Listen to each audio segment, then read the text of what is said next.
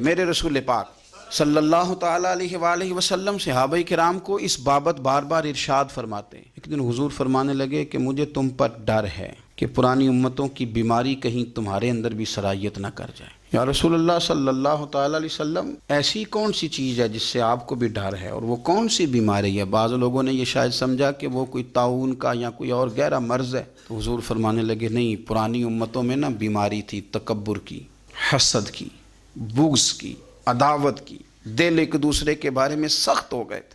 آپ کبھی پڑھے نا بنی اسرائیل والوں کو، فرعون کی فوجیں پیچھے لگی ہوئی ہیں، آگے دریا آ گیا ہے، جناب موسیٰ علیہ السلام حکم دے رہے ہیں کہ رب نے رستہ بنا دیا، نکلو، لیکن ان کا اعلان ہے کہ چونکہ ہم اگرچہ آپ کے ماننے والے ہیں، اگرچہ سارے فرعون کو دشمن جانتے ہیں، پر 12 قبیلے ہیں، آپس میں چونکہ ہماری لڑائی ہے، ایک رستے سے نہیں گزریں گے، ہمیں 12 رستے چاہیے۔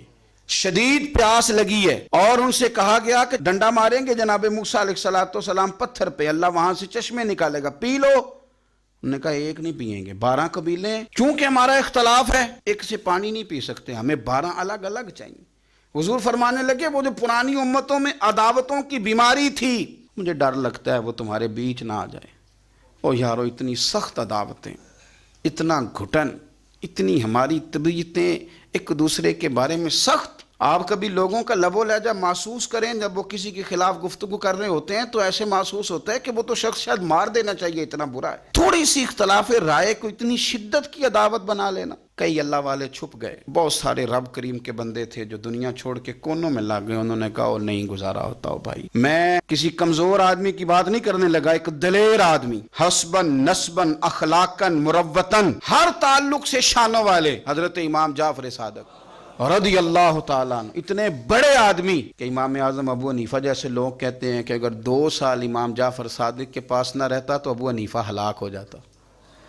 امام جعفر صادق تربیت جب کی تو کن کی؟ امام اعظم کی، حضرت داؤد طائی کی، جناب سفیان ثوری کی۔ پر شاہ فرید الدین عطار فرماتے ہیں آخری عمر میں امام جعفر صادق نا حجرے میں بند ہو گئے تھے، باہر نہیں آتے تھے، بس اسی کسے دے کچھ نہیں جلگ دے تے نہ کوئی ساڈا دردی حجرے میں۔ ایک دن حضرت سفیان ثوری نے منت کیا کہ ان کے بچوں کی، خدام کی، کہ حضرت سے کہو میں پرانا نوکر ہوں، مجھے تھوڑی زیارت کا موقع مل جائے، میری تو آنکھیں ترس گئی ہیں، کرم نوازی ہو جائے۔ تو حضرت کو جا کے عرض کی کہ سفیان ثوری منت کر رہے ہیں، آپ نے اجازت دے دی۔ حضرت سفیان ثوری اندر گئے تو درد سے کہا حضور آپ تو 2 جملے کہتے تھے تو دل بدل جاتے تھے، کتنے لوگ منتظر ہیں آپ کے کلمات طیبات کے لیے، زیارت مقدسہ کے لیے، اور آپ یوں گوشہ نشین ہو گئے۔ تو جگر گوشہ رسول، نواسہ رسول امام جعفر صادق آنکھوں میں آنسو آ گئے، کہنے لگے سفیان تمہیں کیا بتاؤں، لوگوں کے لفظوں میں بڑا پیار ہے پر دلوں میں وفا کوئی نہیں۔